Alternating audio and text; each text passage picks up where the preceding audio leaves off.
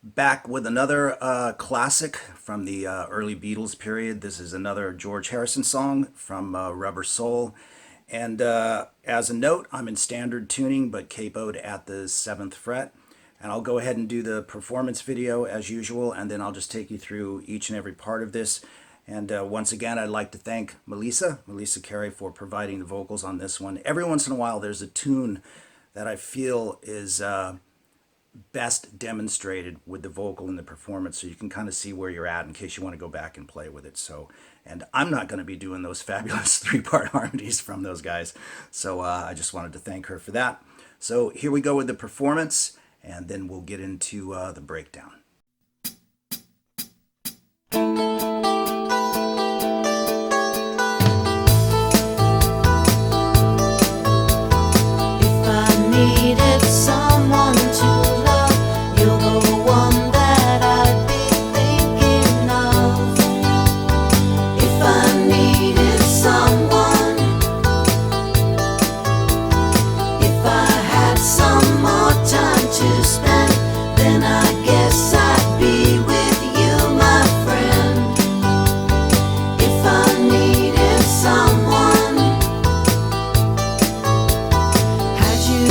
Some other day that it might not have been like this, but you see now I'm too much in love.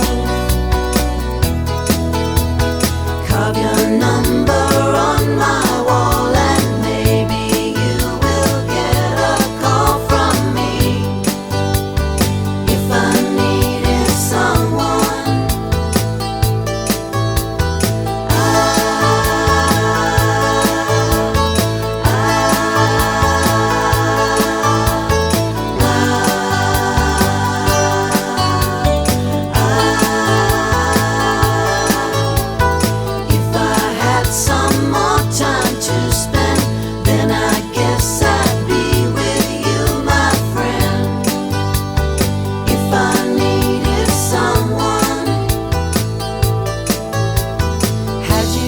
Some other day that it might not have been like this, but you see now I'm too much in love.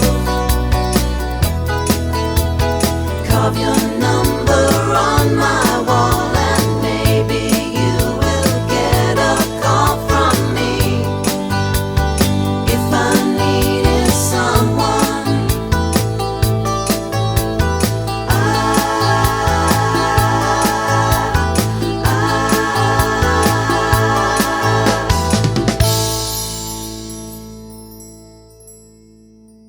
And as I said, it's standard tuning, but we're capoed at the 7th fret. And basically, this is a pretty easy song to play, and you want to keep it kind of jangly and loose.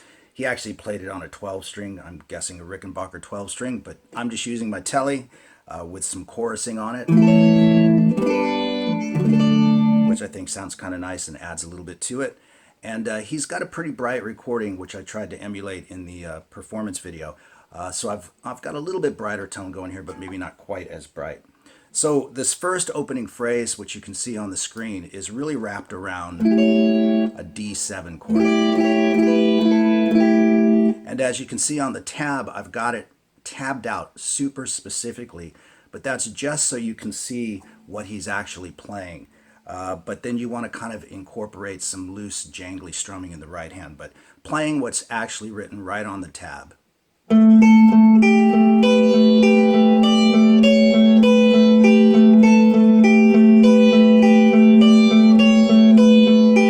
you can see I use my third finger to kind of walk across the B string. And then I use my pinky to grab the E string at the 3rd fret from the capo, of course, and then back to my ring finger for the 2nd fret on the E string. But you can use whatever fingers work best for you. There's no rules to the game here. Just try to make it sound good and round and smooth. And so what I was mentioning earlier is the tab is really to show you what he's playing.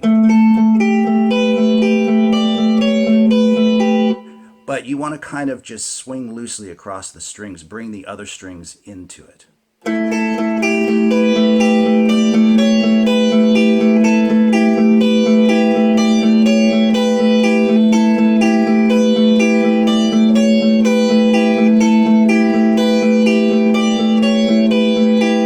that sounds best, especially if you're playing it on 6th string, right?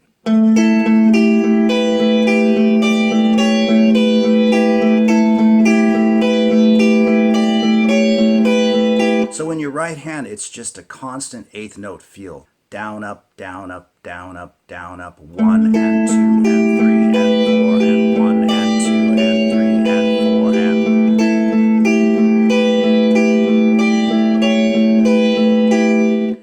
and then we're into the verse, which is really wrapped around a standard D chord shape instead of the D7 type thing that I used on the opening riff.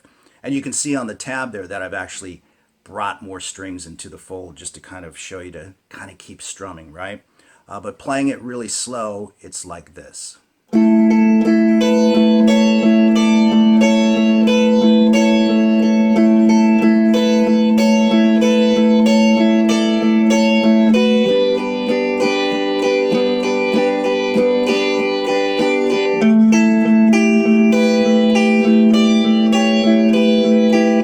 See, he brings it right back after the C chord, the C shape. He brings it right back to that opening riff, the D7 type thing. So let me just do it again super slow, and maybe keep your eye on the tab if that helps. And just keep that solid 8th note thing going in your right hand.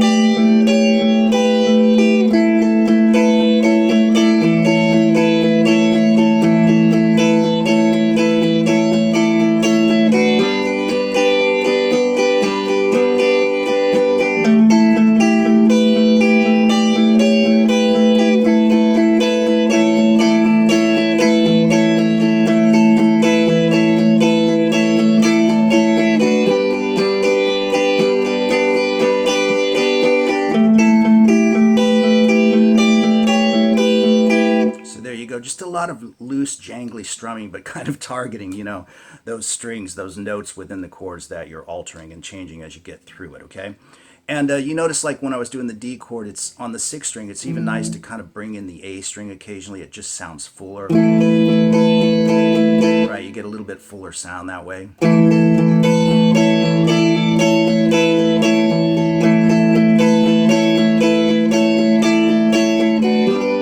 That sounds kind of nice if you want to just kind of swing up once in a while and get that A string ringing through it. That's pretty nice. And then we move to the B section of the song, and we move to an A minor shape. Technically, it's a different chord, of course, with the capo, but we're guitar players, right? So A minor, and then you're going to move to a B7, to an E minor. And the strumming on that, which I think is probably best for this part, is... So it's like down, up, up, down, or at least kind of emphasizing that feel. So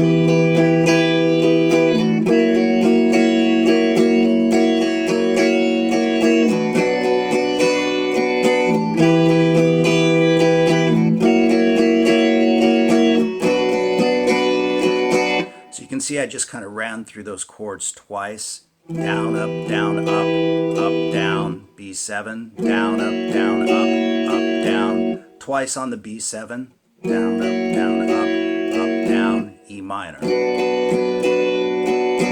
Then rumble through them again, but don't double up on the B7.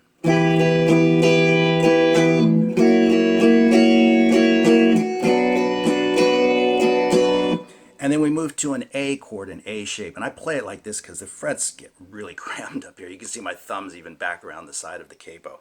But you can play this any way you want. It's just floating between an A and an A suspended. So you just slip your finger over for the A suspended and bring it back. Or you can do it like that if you can fit your fingers in there. Or even like this. I'll leave that up to you, or even as a bar. Any way you want to do it is totally fine, as long as you can fit your fingers into these now very small frets. So this section is played like this.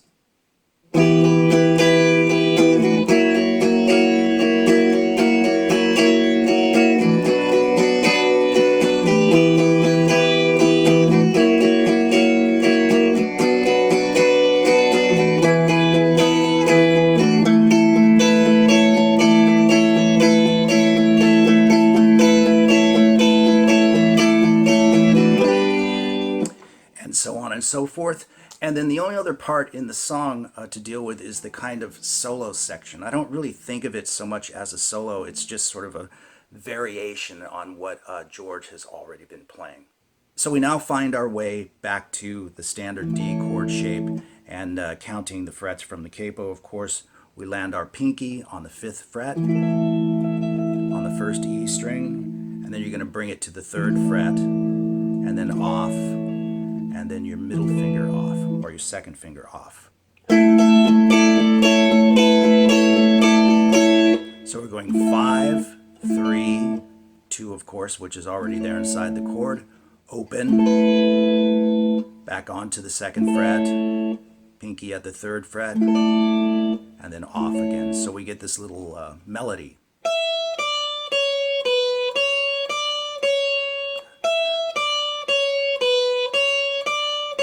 All within that same 8th note strumming pattern.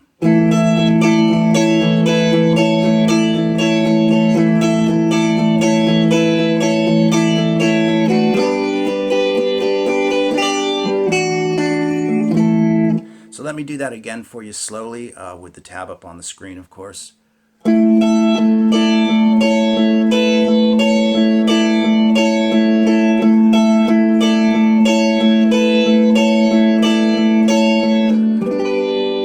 C chord, and you can just brush across the strings up or down is fine. Let the chord ring out, and again, we're on 6th string as opposed to a 12 string, so I play it like this. Reach down and grab the 1st E string at the 3rd fret with your pinky, and maybe bring the B string into that as well. Then open B string and open G string, which is really cool, creates kind of a major 7th sound.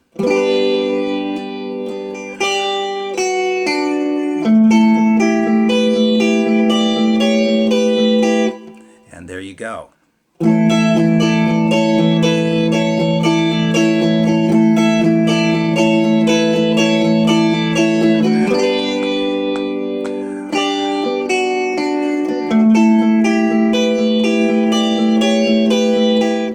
And then at the very end of the song, where you're hearing the 3-part harmony, the Oz, George just sits on the riff, the opening riff, the D7 type riff, and then just resolves it to a standard D shape.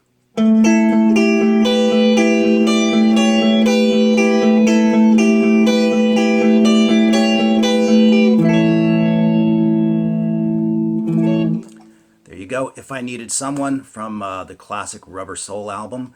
I hope you enjoyed the lesson, and more stuff is on the way.